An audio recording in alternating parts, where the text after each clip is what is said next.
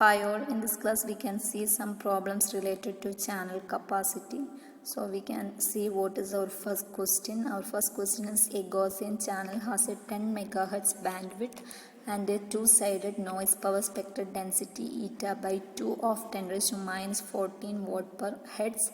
The signal power at the receiver has to be maintained at a level less than or equal to 1 by 100 of a milliwatt. Find the capacity of the channel. So we have a bandwidth of 10 megahertz is given and have a noise spectral power density eta by 2 is given as 10 raised to minus 14 watts per hertz, and the receiver power is less than or equal to 1 by 100 of milliwatt. We need to find the capacity of the channel. So we can see that B is 10 megahertz means 10 into 10 raised to 6 hertz, and eta by 2 is 10 raised to minus 14 watt per hertz. So we need to find the noise power. Noise power is nothing but eta B. So from this you will get eta as 2 into 10 raised to minus 4 into B is 10 into 10 raised to 6. So you will get it as 2 into 10 raised to minus 7 watts. So next we need to find the signal power. So signal power is given that the signal power at the receiver is maintained at a level less than or equal to 1 by 100 of a milliwatt. So we can write it as 1 is less than or equal to 1 by 100 of milliwatt, or we can say that is s less than or equal to 10 raised to minus 3 by 100. So you will get it as 10 raised to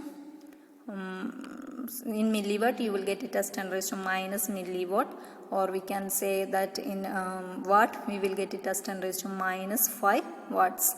So signal to noise ratio maximum, we can take the maximum value. So you will get it as 10 raised to minus 5 divided by 2 into 10 raised to minus 7, that means 50. So we need to find the channel capacity. So here we can see that the signal to noise ratio is given in not given in a unitless quantity. So we need not use the dB expression. So we can directly use this signal to noise expression in our calculation. So we can find the channel capacity C is equal to B log of 1 plus S by N. So B is 10 into 10 raised to 6 log of 1 plus 50. So after finding this you will get it as 56.724 megabits per second. So this is our channel capacity. So in this question we need to understand whether the signal to noise ratio is given in dB value or unitless. So in our expression we need a signal to noise ratio in unitless quantity. So if it is in dB you should convert that into unitless quantity. So our next question is find the capacity of a Gaussian channel with a bandwidth of 1 megahertz and signal to noise ratio of 30 dB. We need to find the time it takes to transmit 1 billion ASCII character. Each character is considered as 8 bits. So we have two parts. In first part we need to find the channel capacity. In second part we need to find the time taken for transmission if we have 1 million ASCII character and each character is 8 bits in length. So the given factors are bandwidth 1 megahertz which is equal to 10 raised to 6 hertz. Signal to noise ratio is in dB, so we need to convert that. So we can write it as 10 log of S by N is equal to 30. From this S by N you will get it as 10 raised to 3. So channel capacity is C is equal to B log of 1 plus S by N. So after finding this you will get it as 9.967 megabits per second. So that's our first part. In second part we need to find the total time required for transmission. So we need to find what is the time required to transmit 1 million ASCII character, and each character consists of 8 bits. So we have total of 8 million bits. So we can write it as 8 million divided by 9.967 megabits per second. So the time required is 0.8027 second. And our third question is, can you design a system for transmitting the output of a mini computer to a line printer operating at a speed of 30 lines per minute over a voice grade telephone, the line with a bandwidth of 3.5 kilohertz and signal to noise ratio is equal to 30 dB? Find that the line printer needs 8 bits of data per character and print out 80 characters per line.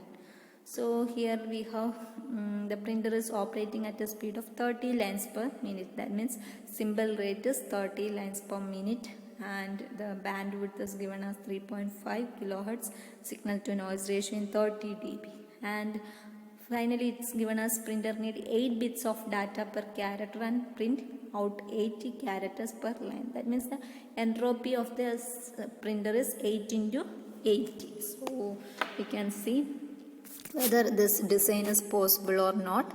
So to check this, we need to check whether RT is less than or less than C. So if RT is less than C, then only the design is possible. So we can find RT and C, then we can compare the results. So first, given that B is equal to 3.5 kilohertz and in S by N is 30 dB, so we need to convert that. So we can say 10 log of S by N is equal to 30, or S by N is equal to 1000 or 10 raised to 3. Then channel capacity is B log of 1 plus S by N, where the logarithm base is 2. So finding, you will get it as 34885.292 bits per second. Then the given symbol rate speed is 330 lines per minute. So we can convert this into second because all the units are specifying in seconds. So 30 by 1 minute is 60 seconds. So 30 by 60, you will get it as 0.5 lines per second. Next we need to check. So you found the capacity. So next we need to find what is the rate of transmission. So rate of transmission is nothing but entropy into RS. So RS we found it as 0.5 lines per second. Next we need to find the H. H is nothing but, here it is given that the line printer needs 8 bit of data per character, and we have total of 80 characters. So the total information rate is 80 into 8. So you will get it as RT is 80 into 8 into 0.5. So you will get it as 320. So while comparing this RT and C, C is very much greater than RT. So we can write RT is very much less than C. So the design is possible. So this way we can find the capacity and the application of Shannon's theorem on channel coding.